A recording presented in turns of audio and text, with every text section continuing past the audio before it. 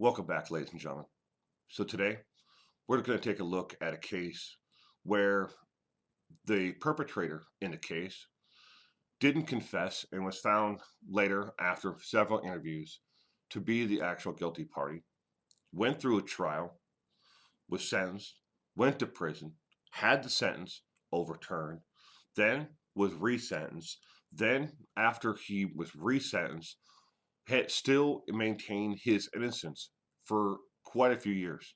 And now, 36 years later, he has finally written a letter of confession to the family for his cold, callous crime. Thank you for joining me today.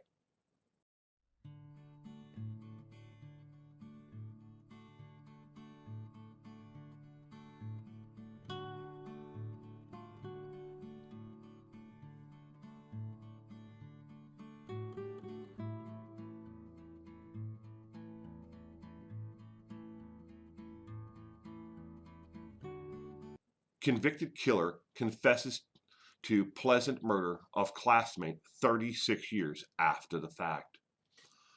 A man convicted of killing 14-year-old Old Pleasant classmate wrote a confession letter to the girl's family 36 years after her death. Steve Carlson was convicted in 2014 of the killing of high school freshman Tina Faelz as she walked home from school in April of 1984. Carlson, now age 52, was supposed to have a parole hearing 2 weeks ago, but he asked the judge in a personal letter to cancel that hearing, according to Alameda County District Attorney's prosecutor, Jill Klinge. His next hearing won't be for another 3 years. Klinge asked that Carlson's confession letter be released to her to give the family closure. Called a remorse letter, the family wanted a sense of closure, as he's never admitted to the killing. In the handwritten letters he made available to the San Francisco Chronicle, Carlson confessed to the killing. He was 16 years old at the time and was tried as an adult in this case. I was living in denial for many years, he went on to say, not being able to take responsibility for the brutal, sick murder of you on that day, April 5th, 1984, he wrote. I want you and your family to know you did absolutely nothing to deserve what I did to you. That makes this murder so callous and horrific. The parole hearing would have been Carlson's first since being resentenced 16 years ago to life in prison in 2017. When convicted in 2014 of first-degree murder, he was sentenced to 26 years to life in prison. But in 2017, the California State Appellate Court reduced his conviction to second-degree murder after a lengthy hearing, saying there was not enough evidence of premeditation and deliberation.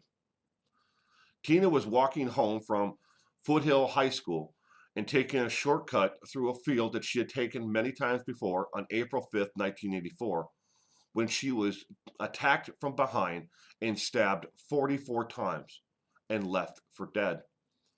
The homicide case went cold until 2011, when new DNA evidence was found on her purse and linked to Carlson.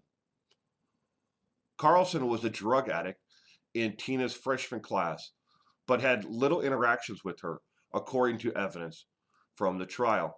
He lived next to the murder scene at the time. The day of the murder, an intoxicated Carlson left school early that day after being bullied by classmates who had put him into a dumpster. Yes, Carlson more than often came to school either drunk or high. He was questioned as a person of interest in Tina's death back when it happened, and then again in 1986 when he told people at a party that he killed Tina, but later claimed it was a joke. In 2011 interview from jail, Carlson still denied that he killed her, stating that at the time the police were trying to blame him for the case so they could close it. Carlson remains in prison in California Correctional Institution in Tecapita, where he will remain until his death, most likely.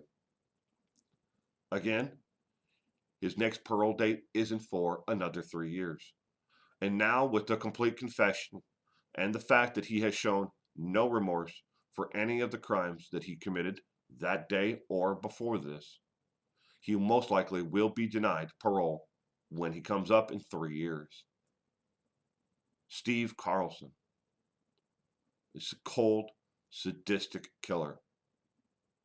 And yes, I am purposely leaving out the gruesome details of what he did to her, besides saying that he stabbed her 44 times and left her for dead in that field.